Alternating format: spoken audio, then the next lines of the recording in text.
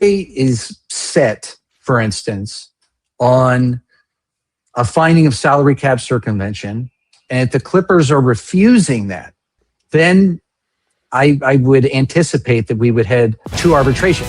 The NBA's investigation into Kawhi Leonard and the Clippers has been a cloud hanging over the league for months, threatening to expose some truly shocking backdoor dealings. But here's the bombshell.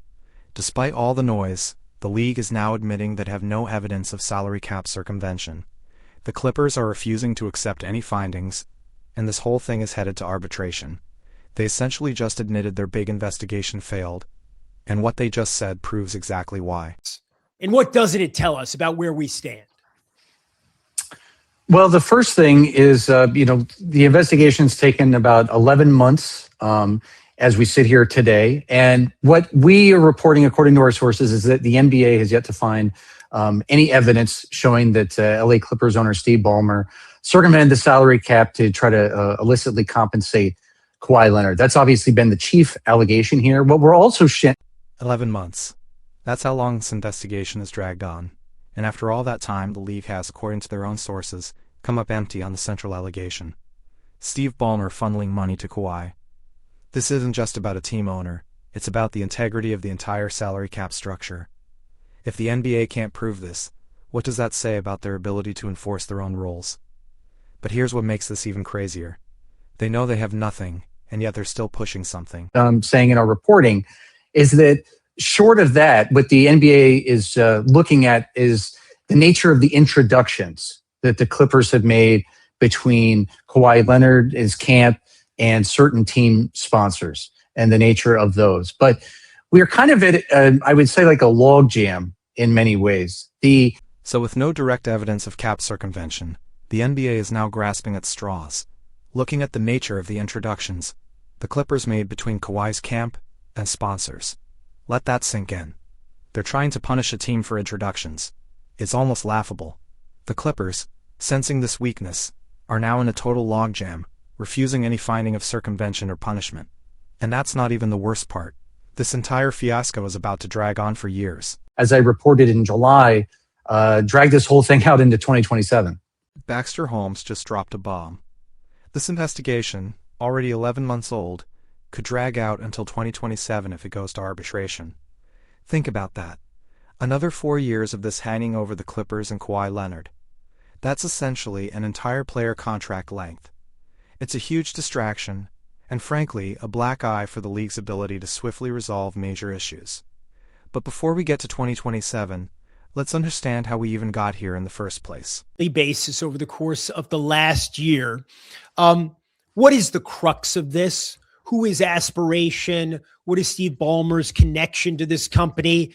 And what is Kawhi Leonard's?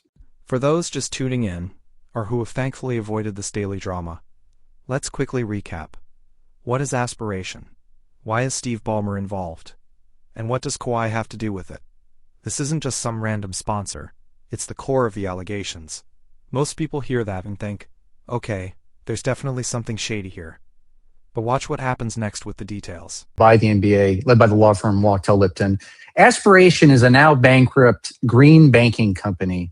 It was a founding sponsor of the Intuit Dome. They had a 23-year deal worth about $300 million that the Clippers announced in September of 2021. And Steve Ballmer also invested in total about $60 million in that company. Now, months after the team announced their sponsorship partnership with Aspiration, Aspiration entered into a...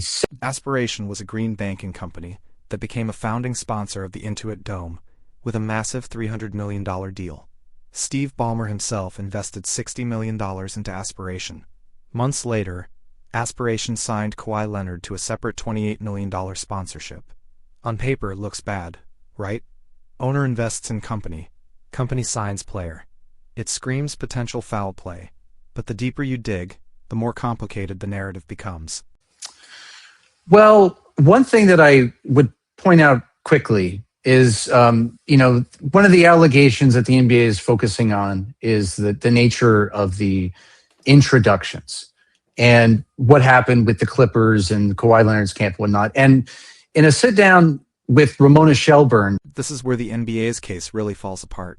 their primary focus has shifted to the nature of the introductions between the Clippers, Kawhi's camp, and Aspiration. Steve Ballmer has openly stated they made introductions but weren't involved beyond that. The league is struggling to connect the dots on actual financial wrongdoing, leading them to this very weak angle. Now you might think introductions are just a formality, but what if the NBA actually encourages them? Introductions are something that's pretty common around the NBA. It's actually something that the league itself encourages. We could talk about the policies and what they recommend. Story, there's nothing they say unusual or nefarious about teams introducing players to sponsors. In fact, it's encouraged, right? This is the real kicker. Sources are questioning if focusing on introductions is strong enough for arbitration, because get this, the league itself encourages teams to introduce players to sponsors. It's common practice, not some nefarious scheme. The NBA's own policies might undermine their entire case. It's like prosecuting someone for jaywalking when the city put up signs saying cross anywhere. It makes the whole investigation seem incredibly misdirected and desperate. And the problem is, cap circumvention is no joke. Is that cap circumvention is one of the most serious charges in the NBA. It is right up there essentially with gambling, in terms of getting to the heart of the integrity of the game. And what people, as I alluded to before, they said, if you're going after the introduction itself, like, I'm not confident that that would be enough. What they've said is, like, part of that is because cap circumvention is such a serious charge. Cap circumvention is one of the most serious charges in the NBA, right up there with gambling, because it strikes at the core integrity of the game. To bring such a charge, you need strong, undeniable evidence.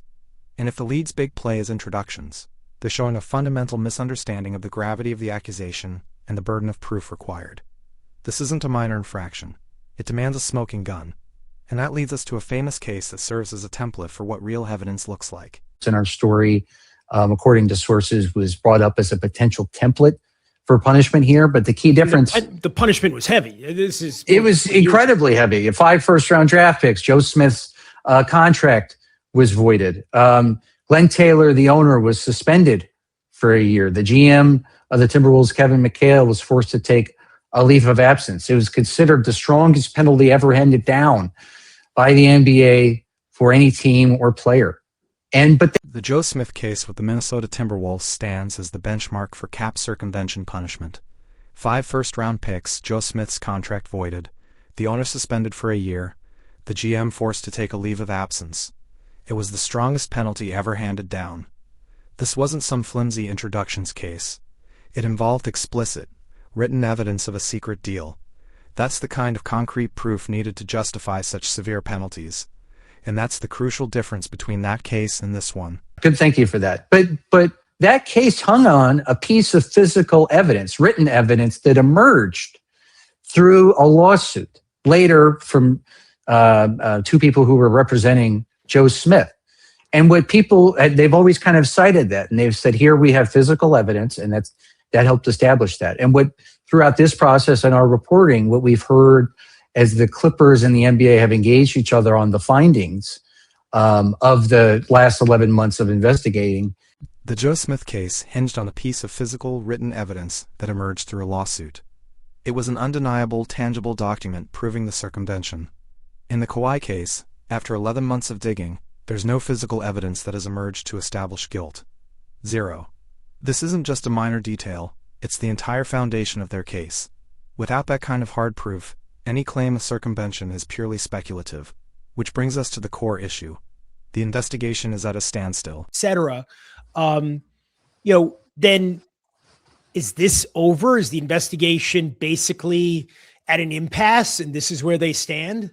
So after all this, the investigation is basically at an impasse. An 11-month-long, high-profile inquiry into a superstar and a franchise owner has hit a brick wall. They have no direct evidence, and the Clippers are refusing to cooperate with a weak case.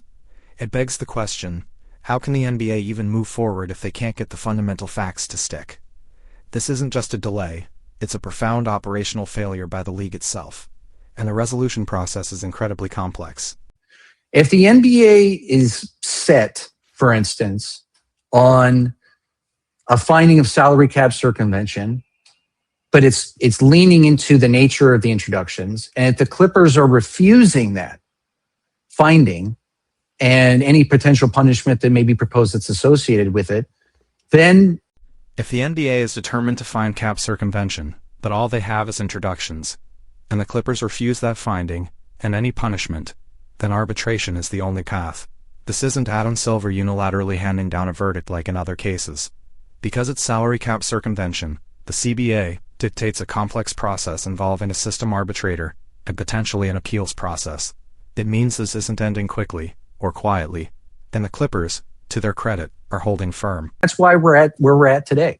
All right, Baxter, there's also been a couple of statements that have been issued. The Clippers said the Clippers introduced players, including Kawhi Leonard, to companies with which we had business relationships. Making introductions between players and team partners is both an ordinary practice by NBA teams and a common request of players and representatives. After nearly a year of scrutiny, the central fact remains, I'm not reading the whole thing, true and unchanged. The Clippers did not funnel money to Kawhi Leonard, arrange for others to compensate him on our behalf. The Clippers' statement is clear and unwavering.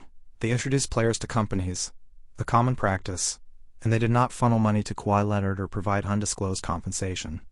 They are essentially calling the NBA's bluff.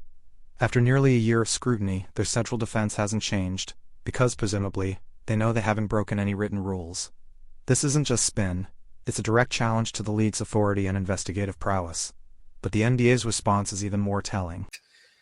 And the NBA, for its part, NBA spokesman Mike Bass, after your report was posted, said ESPN's article regarding the LA Clippers investigation, for which the NBA declined to cooperate, contains numerous and significant inaccuracies. The results in this matter will be made clear once the investigation is concluded. The NBA's response to this report? Mike Bass, the spokesman, says the article contains numerous and significant inaccuracies, and that the NBA declined to cooperate. This is a classic PR move. Discredit the messenger when you don't like the message. But it doesn't change the fact that Baxter Holmes' sources, many of whom are likely within the league office, are painting a picture of an investigation that has hit a dead end. Their refusal to cooperate on this report actually makes it more credible. This all connects directly back to our original hook, proving the league's investigation is fundamentally flawed and likely to be dismissed. Their messaging hasn't changed, really. They've maintained their innocence from the beginning, and they did so again today. The Clippers have maintained their innocence from the beginning, and they reiterated it today.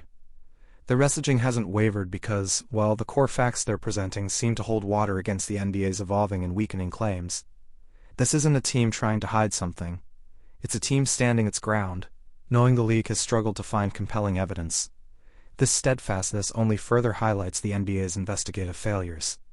And this stalemate has serious consequences beyond just fines and draft picks.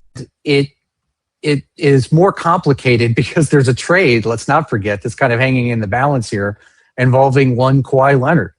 If you remember on June 30th, the Clippers and the Raptors agreed on a trade to send Leonard back to Toronto where he won a championship. Here's where it gets truly complicated. There's a Kawhi Leonard trade hanging in the balance. The Clippers and Raptors agreed on the trade for Leonard, but it was paused because the Raptors would be on the hook for any potential penalties Kawhi might face. This isn't just about abstract fines, it's about real player movement, real team building, and potentially voided contracts.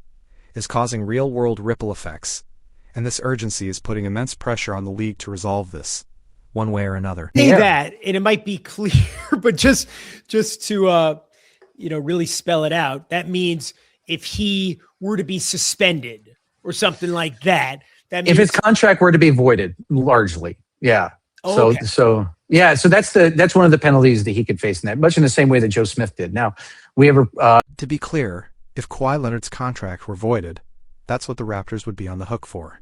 We're talking about potentially losing an MVP caliber player for nothing, and all the salary cap implications that come with it. This is why the trade is frozen. The NBA's inability to resolve this isn't just a PR issue. It's actively impeding player movement and team operations. With media day and training camp fast approaching, the pressure is mounting for a resolution. But what kind of resolution? For two separate things, because there could be a resolution. There's the idea of do we just have a resolution for what the Clippers are going through with the league and how that is sorted out? And then maybe over here in this bucket, there's a resolution for Kawhi Leonard and what that looks like. I don't know necessarily if there's a world where those two things can be separated. This leads to a fascinating question. Are we looking for one resolution for the entire matter, or separate resolutions for the Clippers and Kawhi Leonard individually. Can they even be separated? If the Clippers go to arbitration for team-level penalties, but Kawhi faces individual repercussions, it could create an unprecedented mess. This division of potential outcomes adds another layer of complexity, and it's a situation no one in the league has truly seen before. It makes the entire situation a legal and logistical nightmare, and the biggest takeaway is this. Not sure.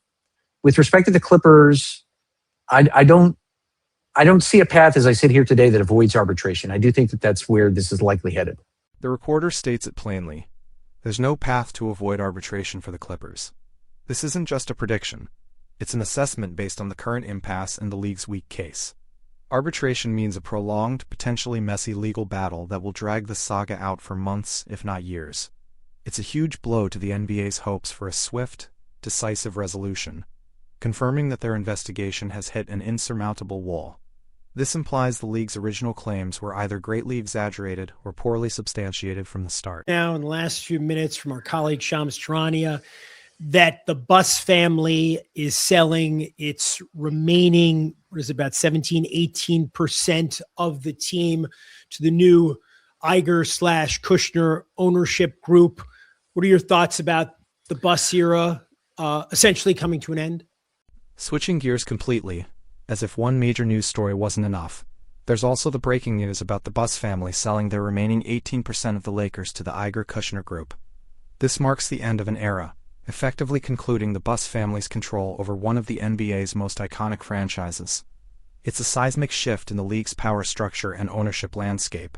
This isn't just a transaction, it's a historical moment that represents a changing guard in the NBA, and the impact of this sale is profound. Buss family, and obviously the patriarch, Dr. Jerry Buss, it really represented kind of the last of an era. You know, he obviously passed away more than a decade ago and was an incredibly foundational owner, not just for that franchise, but for the NBA. But yes, I mean, selling that percentage also, it does mean also that according to league rules, that Jeannie Buss will no longer be the governor of that team. And I did a big story. The Buss family, and particularly Dr. Jerry Buss, represented the last of a bygone era of family ownership in the NBA. This sale means Jeannie Buss will no longer be the governor of the Lakers, a significant change for a franchise she has led through both triumphs and turmoil. It marks a formal transition from a foundational family dynasty to a new corporate ownership structure. This is a clear side of the evolving financial landscape of the NBA, where family ownership is becoming increasingly rare. And this has been a long time coming. Some chatter amongst some family members about what do we do with the remaining 17-ish% shares that we have? Should we just sell now and kind of get it over with? There had been chatter amongst family members about selling their remaining shares for a while, a clear indication that the end was nigh. The sale to Mark Walter last year, and now this, shows a conscious decision by the family to move on from their ownership stake. It's been a gradual process, but the finality of this moment is huge. This isn't a surprise to those who followed the internal dynamics, but it's still a monumental shift for the entire league.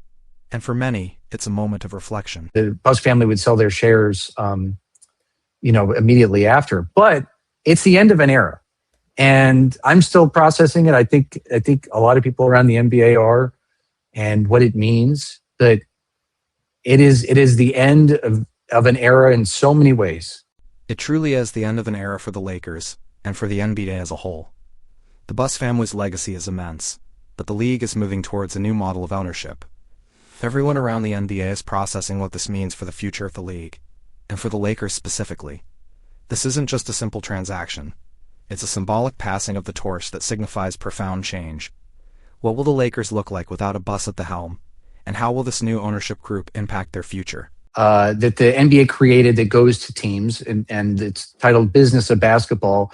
And on one of the early slides, it says, identify what players are talking about or commenting on around the facility. For example, if players have noticed a new sponsor on the court or on their jersey but aren't familiar with what the company does, you might consider examining this key moment, and it's titled Business of Basketball. And on one of the early slides, it says, identify what players are talking about. This breakdown reveals crucial tactical insights.